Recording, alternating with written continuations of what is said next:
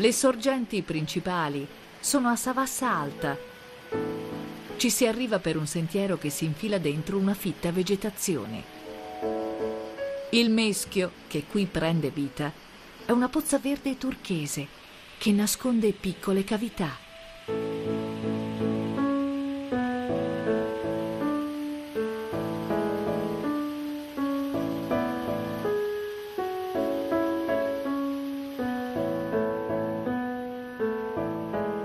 Il Meschio più sotto prende vigore e in località detta La Sega si apre un mondo.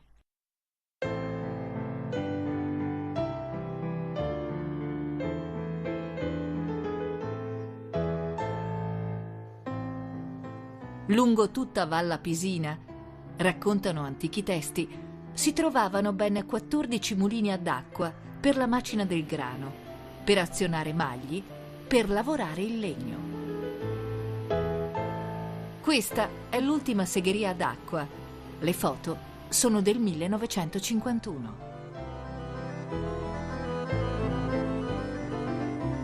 La segheria, mossa ad acqua, ha iniziato l'attività nel 1936 ed è ricavata in un vecchio stabile del 1899.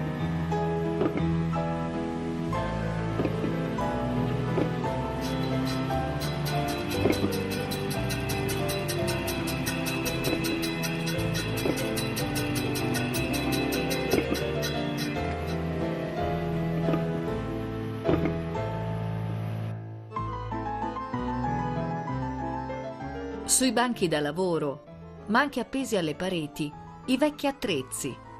Il falzin, raschetto utilizzato per lavorare di fino il legno.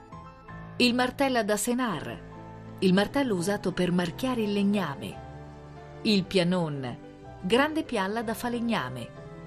Il raffetta da incaso, graffietto utilizzato per l'inserimento di cerniere nel legno. Lo zanca, cioè il trapano.